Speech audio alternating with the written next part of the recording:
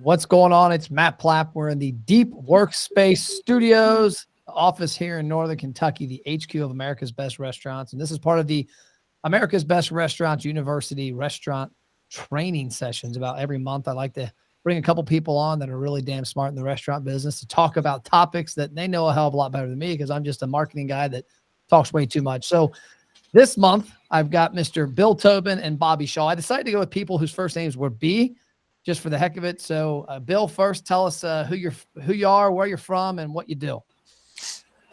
Hey, Matt, thanks for having me. And I also noticed that Bobby and I both have shaved heads, B's and bald, I guess. So That's right.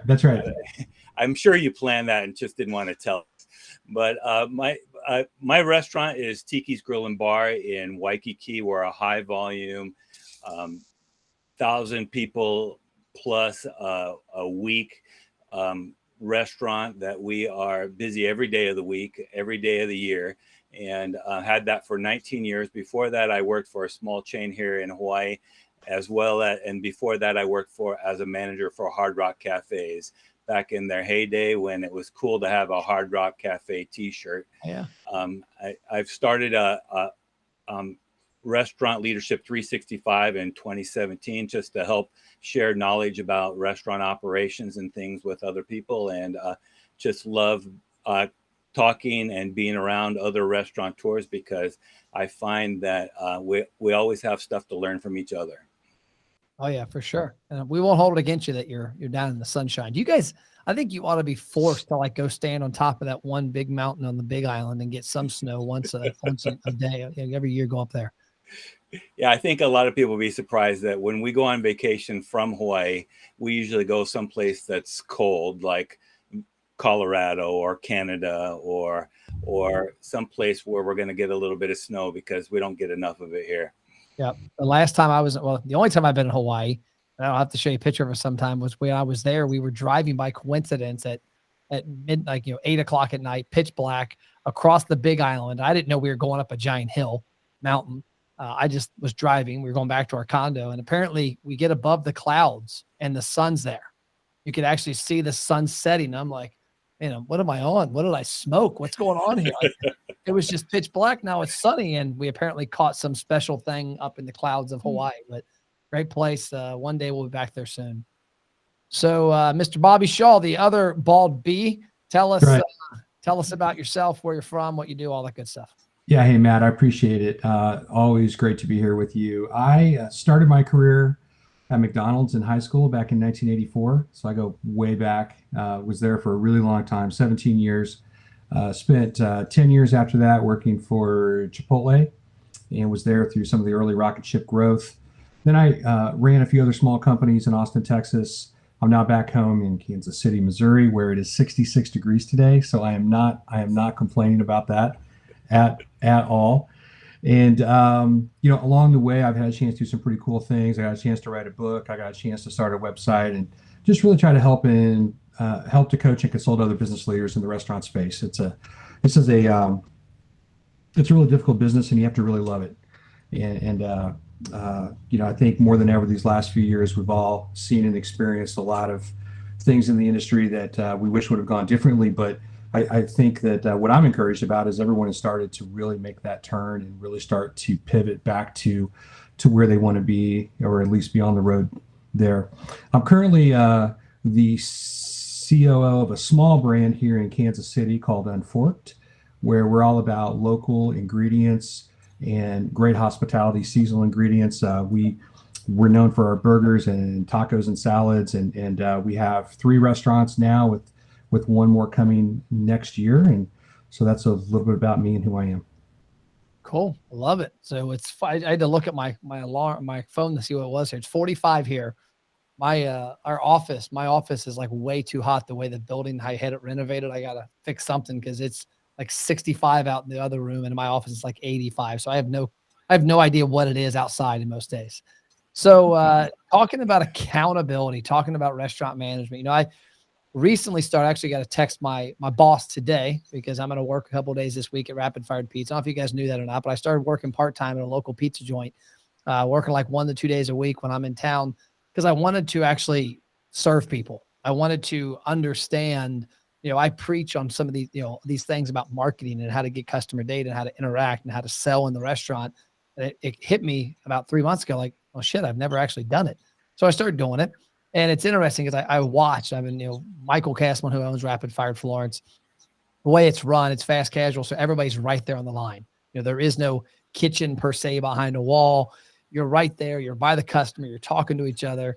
And so it's cool to see the camaraderie, to see it. And I know every restaurant's different, but some of the things that I've noticed is how they hold each other accountable, and how I think every position's got to piggyback off of each other. I see it in our company with things that we do that, yes, there's 45 or 50 of us right now. And, not all of us work in the same thing, but what you do here affects this person, affects this person, affects this person. And by the time it gets to the end, if everybody does it a little wrong, you got a pretty shitty product. So Bill, talk about accountability. And yeah, it's a huge thing, especially, I don't know about where you're at, but in the States, a lot of people are having a hard time holding employees accountable before the pandemic and now, because they can just walk across the street and get a job somewhere else. Well, Matt, I think you summed it up really well, that when we're working with other people, we want to be able to count on them. And that accountability, it's about trust and knowing that your team member, the person working beside you or the person working for you, is going to do the things that they are supposed to do for the team and to help the team better. And though it's really easy for people to say, yeah, they're just, if I hold them accountable, they're just going to quit and go to get a job across the street. The truth is that most employees, most teams want to be on a team that is held accountable. Most employees want to be held accountable, and they want the people beside them to be held accountable, because when people are held accountable and people are doing their job and they can count on the person next to them, they can trust that person's going to do the part of the job that they're supposed to do, then it becomes a well-oiled machine and the whole team succeeds. And that's why holding people accountable is so important just from the very beginning. Well, and you said something in one of your emails that you sent me talking about, like, people don't start a job not wanting to perform and do well and excel there. And especially now, like, I crack up the other day, I was at a restaurant, like, you'd have thought somebody just shot this dude in the leg just because he looked miserable. And like, you can get a job anywhere right now. Like, I literally can't fathom. There's probably not many companies in this country that are not hiring. So if somebody's there, they probably have all the right intentions for the most part. It just comes down to maybe the leadership and the, holding them accountable so that they realize they've got things they have to do to make it the best, possible outcome. I think that is it in a nutshell. When people start their job, when they go to apply for a job, they don't say, oh, I'm just going to ride this job out and do a mediocre job, or I'm just going to try and get by and get a paycheck. People, when they start work, they start a new job thinking, I'm going to do a great job. I'm going to work hard. I'm going to earn my paycheck. I'm going to be part of this team. But they often find it whether it be peer pressure or the standards of the restaurant, they always fall in line to what the standards are. So if you have high standards in your restaurant and those new people aren't meeting the standards, then the management and team members will help try and bring them up. But on the other hand, if somebody comes into a job all gung-ho saying, I'm going to do a great job, and then they find out that it's just a mediocre place, other people aren't held accountable, then they start falling into that standard as well. Because one, there might be an employee saying, hey, don't make us look bad. And there might be other people who are saying, hey, why are you working so hard? You don't have to do this so hard. And people fall in line with the standard that's already in the restaurant, unless there's good leadership that's trying to bring it up with everybody, with new people. Yeah. And that's pretty visible every Sunday for the most part in a couple NFL towns, because yeah. I'm from Cincinnati area. And for the most part, I've heard this because I used to do some consulting in different sports teams, is that the Bengals will get lucky, and every 6 to 10 years, they'll have 1 or 2 good years. But at the end of the day, it all falls back that they have a lackluster ownership that really doesn't give a shit. Whereas you go to New England, you go to Pittsburgh, those teams consistently perform because there's an expectation of what's going to happen between the lines and in the locker room and in life. So Bobby, over to you. So you mentioned some stuff about communications, and I was actually talking the other day. It's ironic because I was reading your email, talking the other day to a friend of mine's business and how they close the business. And I made a comment that to me was a pretty clear observation that something didn't happen consistently when this restaurant closed. And I said, where's it written down? What do you mean? Like, is there a sheet handed, an SOP? Is there something handed to people that are in charge of closing or in charge of that section? And he's like, well, no. And I'm like, well, hell, if you don't, you can't expect somebody not to know what to do then. So talk about communication and talk about strategies that you've seen. I mean, you're McDonald's and your Chipotle world. I'm sure there's an SOP for probably how to look at somebody. Yeah, that's for sure. When, and I just like to echo what you said, Bill. I think it's so incredibly important. When you think about a high performer, you think about a low performer, those are typically pretty easy to identify. You can pretty much tell when someone's not hitting the mark or when someone's really exceeding the expectations that you have. The really dangerous person is that person in the middle. It is that mediocre performer, because they can be really dangerous to your restaurant, because these are folks who might indeed show up every day on time, might wear their complete uniform. They might even technically know how to do what they're being asked to do, but they're not inspiring anyone around them to be better. They're not making anyone around them better. And that's very, very dangerous. And I think that is something that we all have to guard out for in all of the restaurants that we have and that we operate. Where it ties into the communication piece is at really the very beginning, is what type of orientation, what type of onboarding are we doing? How are we really telling the story of the brands that we operate and that we love so much? And, I know I see it in my own restaurants where I see someone who, the orientation just wasn't what it needed to be.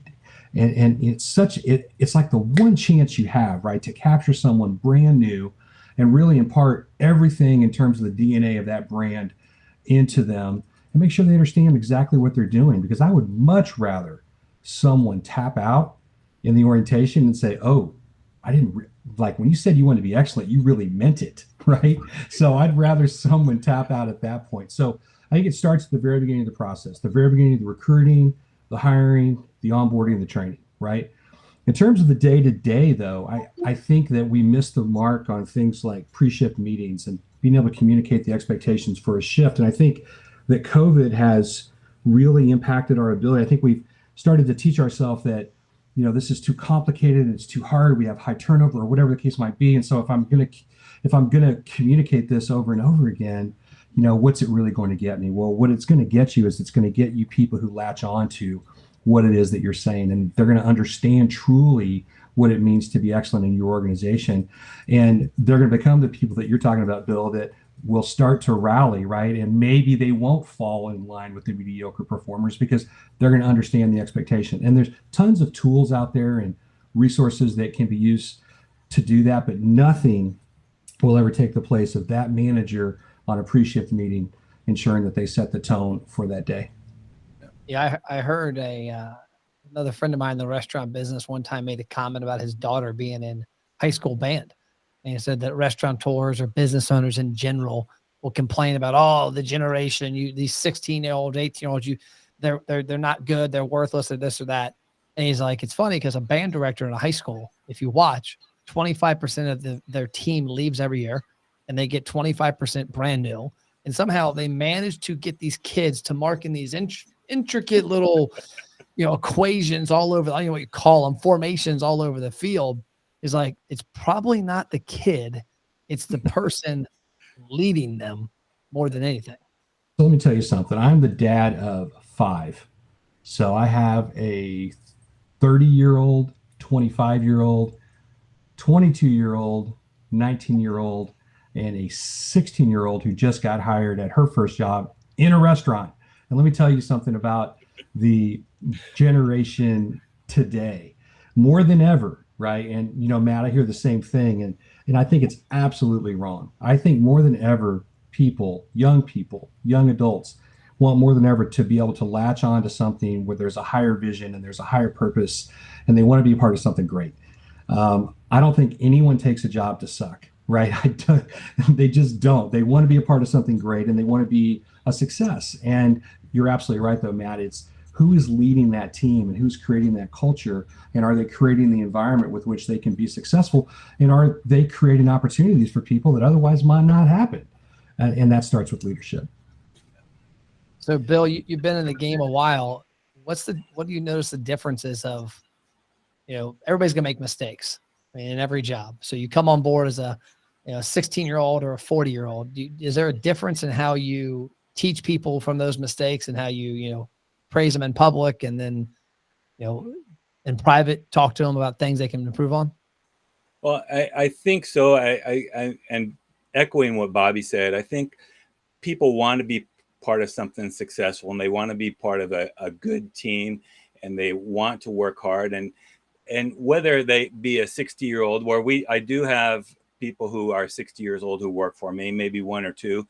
And then I have several teenagers, let alone I'm a father to 3 teenagers right now.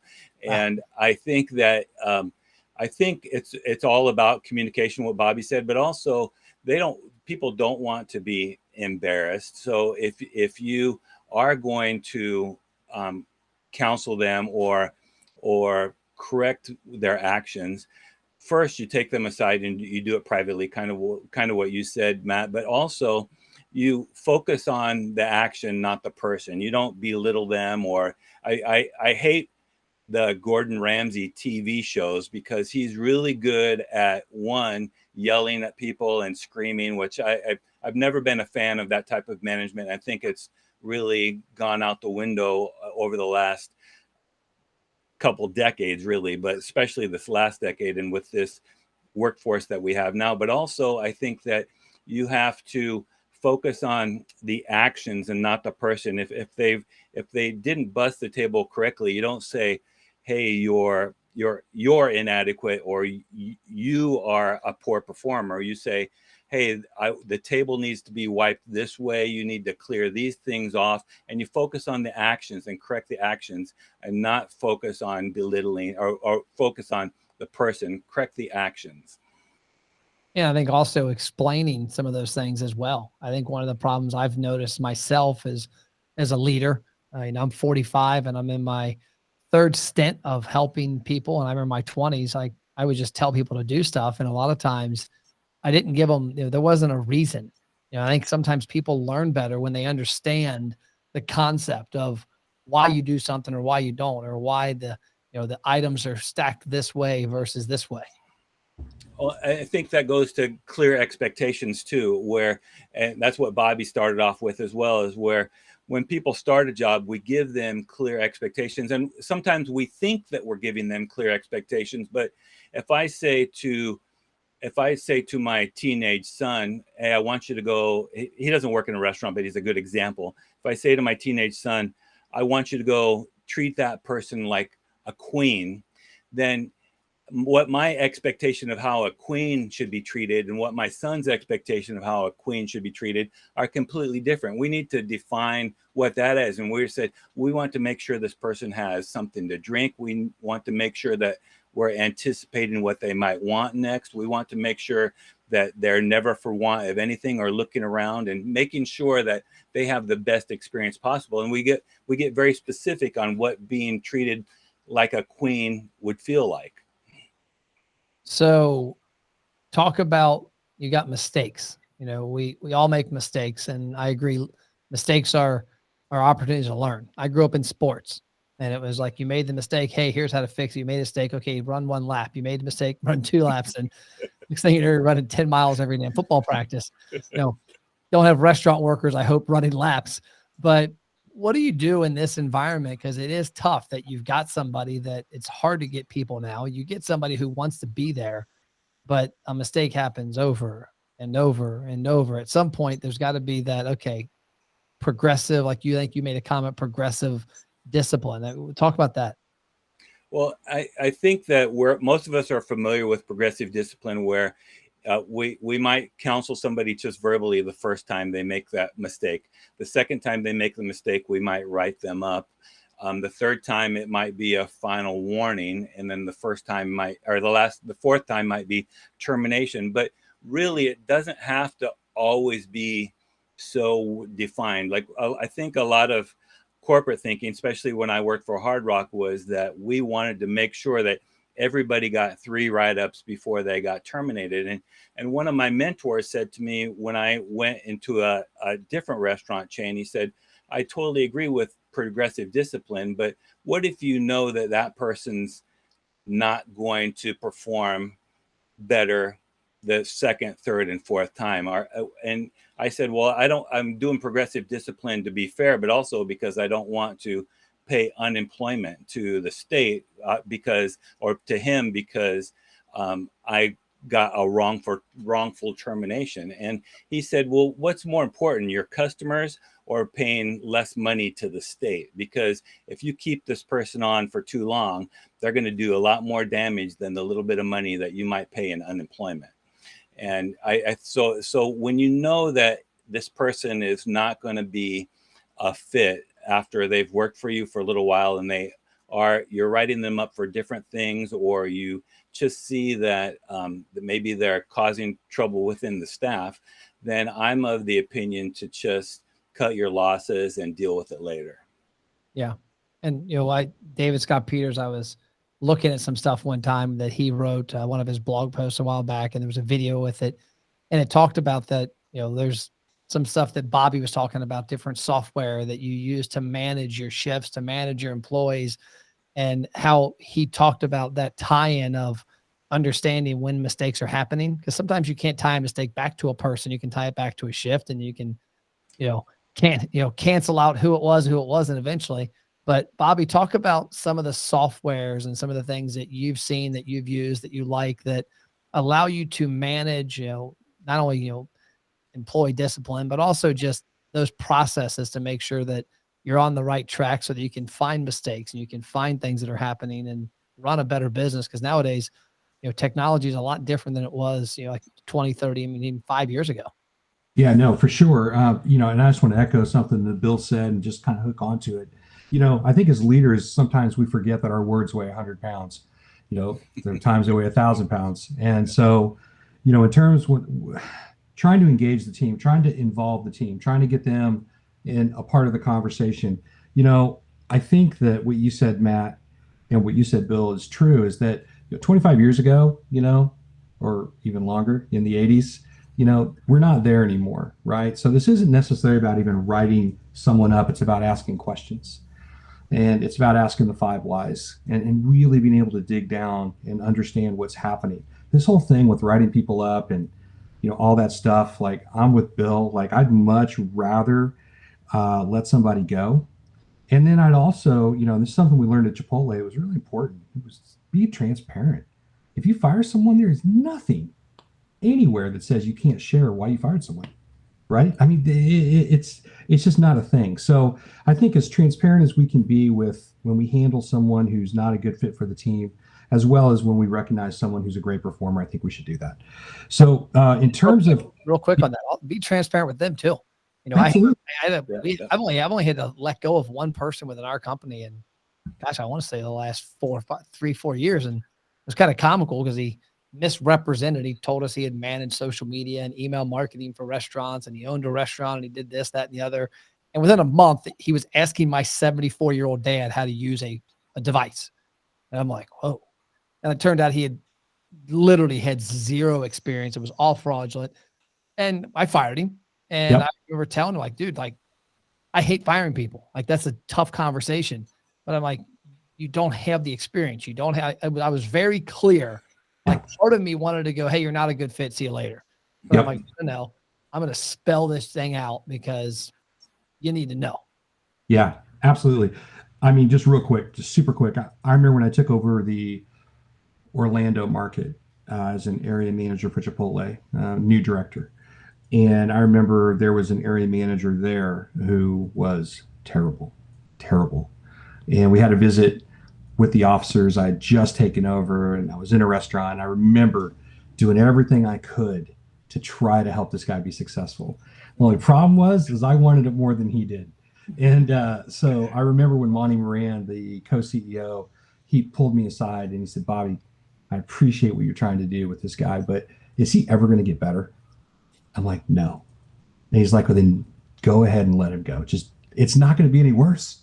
It's not going to be any worse with him not in the building than it is with him in the building, right? So you're 100% right. You have to be transparent. So when it comes to tools and it comes to resources, and I'm kind of knee deep in this right now because it's a young organization, young-ish, and new, and 3 stores, right? So we're putting in all the processes and all the systems that we need, and I've used a lot over the years, and it really truly is about the technology and the communication and how you bring those two things. So I think everyone probably on the webinar has heard of a Red Book, right? We've all used Red Books probably certain iterations in our life, and there's other great tools out there too, but that's the one I'm probably closest to right now. And when people hear Red Book, they're thinking, oh my God, it's all, it's all written down, and got to write it all, and you got to carry around this big thick book, and that's not actually true, right? And so as I've been working with Red Book, they've actually been able to develop a monthly tool totally customized for your concept. So all of your checklist, all of your order guides, all of your PARs, everything that you need can be totally customized to your concept. And I love technology as much as the next person. And they also have this incredible app called Keep, Keep, that allows you to translate all that data that you have in writing and put that in an electronic file.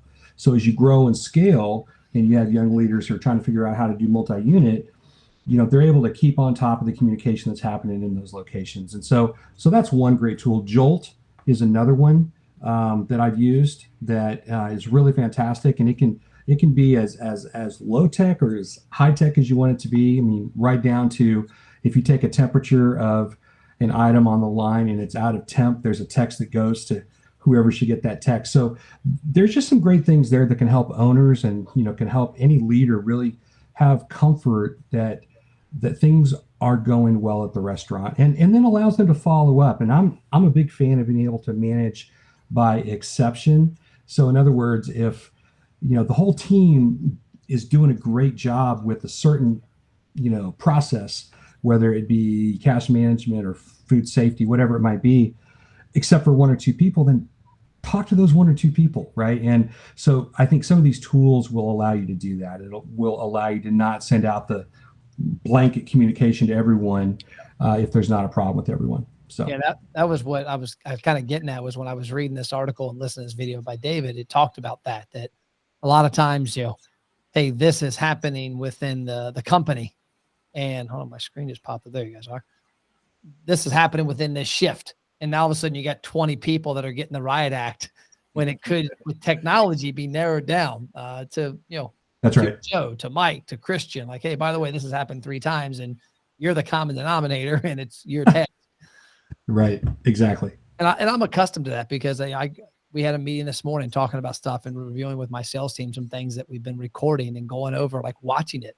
And one thing that takes me back to my college days was that, college football, we watched like 3 hours of film a day, and you watched every practice, like everything you did on that field.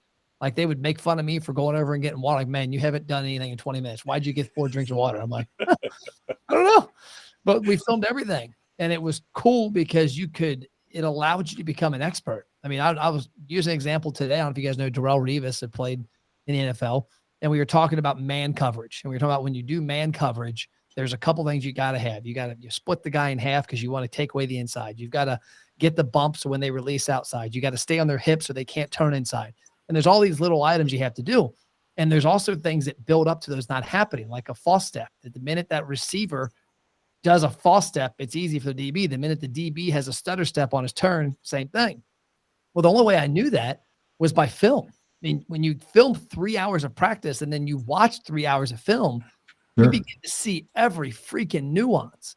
And to me, I'm accustomed to that. And as an adult, that's one thing I've noticed for me that's missed, because there's so many things in my business that we're not videotaping keystrokes of employees. Like, look, you messed up.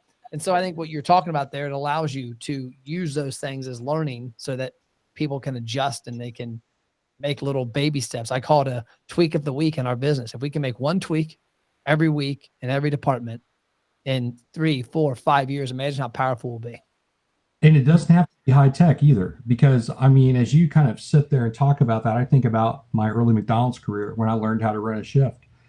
And what that looked like for follow-up was at the end of that shift, I would sit down with my manager and they would actually go through a checklist. How did the shift go? Right. And it gave us a chance to do real-time debrief instead of waiting a couple of days, right? When I can't remember exactly what happened or who I sent out with the trash or who I had refill ice in the dining room or whatever it might have been. Right. And so we actually sat down at the end of a shift every single day and we had a floor manager recap, right? I was in charge of the shift. And so, and again, it was a piece of paper, but it was super valuable for me because it allowed me to make corrections immediately for the next shift that I was going to be working, right? So yeah, I couldn't agree with you more. Like having that real-time feedback is important. And again, it doesn't have to be super high tech. So for anyone who maybe doesn't want to embrace that high tech world, you don't have to. You just have to have a tool that you can use. Yep. We actually do that with our manager logbook, which is online. Though when you talk about Redbook, I grew up with red books too, and I also worked with those red diaries that yes, that people had as well.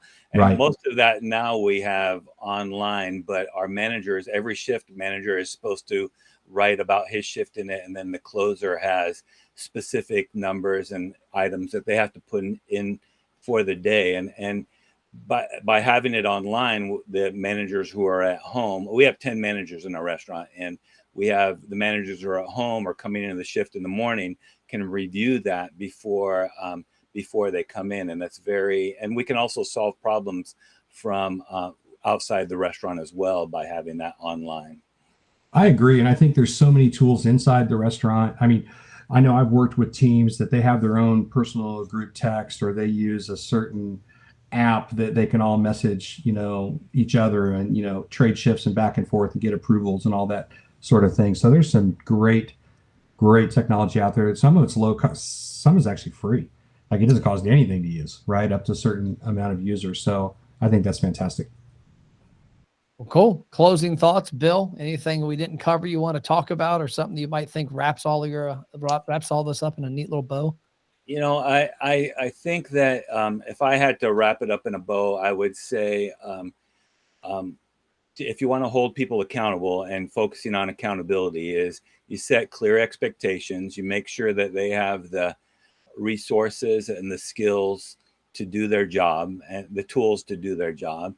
And then you follow up and make sure that they are doing their job. Most of the time we can see that if we're in the restaurant and side by side with them, but we also follow up the day after and see how things are too. So really expectations, tools and resources, and then follow up and make sure that they're doing it. Cool. Bobby? Yep. For me, we can't want it more than they do. And we have to provide them an environment which they can develop themselves. We're responsible for providing tools and resources for sure, but they have to want to develop themselves. They have to want to take that next step.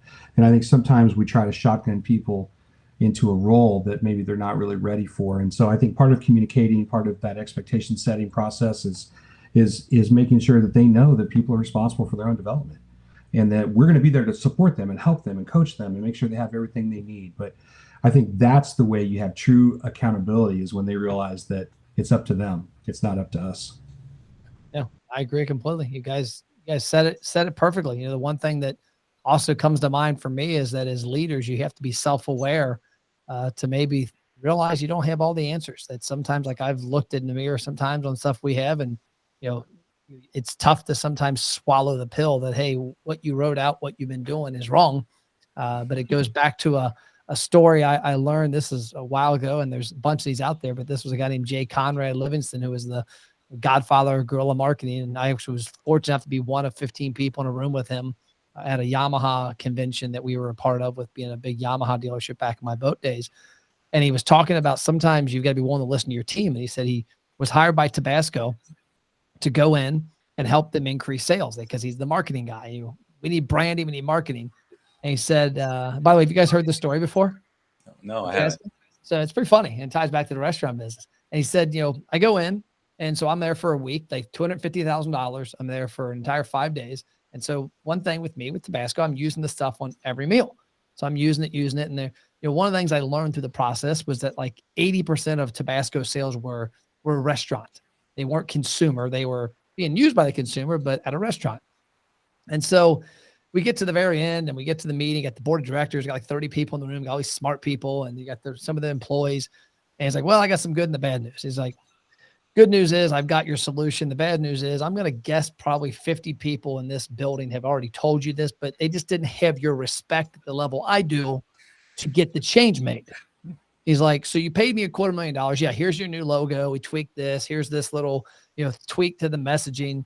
He's like, but you want to sell more hot sauce? Like, yeah. He's like, make the hole bigger. He's like, I'm like throwing my shoulder out all week trying to get hot sauce out of a damn bottle. He's like, the hole's too small. He's like, you're telling me that 80% of your sales are restaurants. Well, consumers in a restaurant could care less how much they put on the plate. Let them dump it out. And he said, sure enough, like he knew. He's like, I knew. I acknowledged, like, somebody in here has told somebody else that, but because you don't have my name, they didn't do it. Now you'll do it because I'm me. And he's like, sure enough, they changed it. And the next year after that, their sales were up like 28% over it. And then the next year they had to put the plastic cap on it because restaurants were complaining that consumers were dumping out too much hot sauce on the plate. But it always goes back to me as a leader that, we all want to hold people accountable. You got to increase sales. You got to do this. You got to do this. Well, maybe listen, because maybe there's somebody in your restaurant telling you to make the hole bigger and you're not doing it. So Bill, how can people find you online or reach out to you or come eat at your sunny restaurant in Hawaii? Restaurantleadership365.com is probably the easiest where you'll find my information. I'm also real easy to find on email, bill@tikisgrill.com. The restaurant in Hawaii is Tiki's Grill and Bar.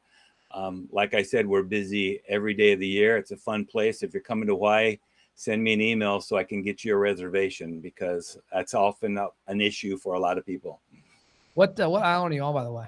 We're on Oahu in Waikiki, which is the resort area of Honolulu.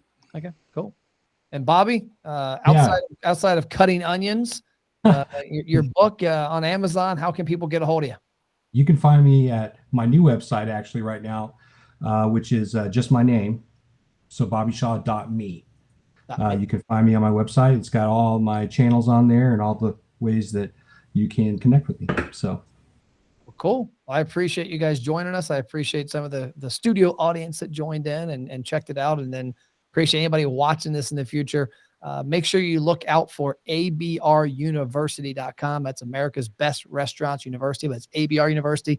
Disclosure, it's not a university. I've been told I have to say that. It's just a place. I'm trying to gather a lot of information about a lot of smart people in the restaurant space to help people take their restaurant to the next level, whether it's marketing or HR or, how to serve the greatest volcano rock, giant brownie like I saw the other day in a restaurant. So that's all I got.